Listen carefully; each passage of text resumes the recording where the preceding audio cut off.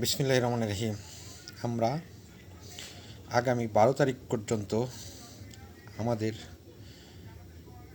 ধানের শীষ মাথার উপরে রাখব।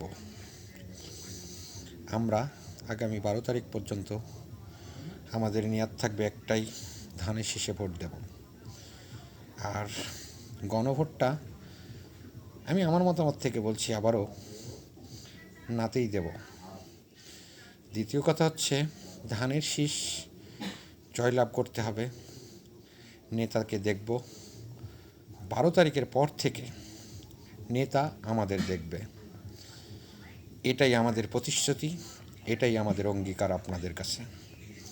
অবশ্যই আমরা 12 তারিখ পর্যন্ত নেতাকে আমাদের মাথায় রাখব, 12 তারিখের পর নেতা আমাদের মাথায় রাখবে। এটা আমাদের করতে হবে। আমরা ধানের শীষে ভোট দিয়ে জয়যুক্ত করব।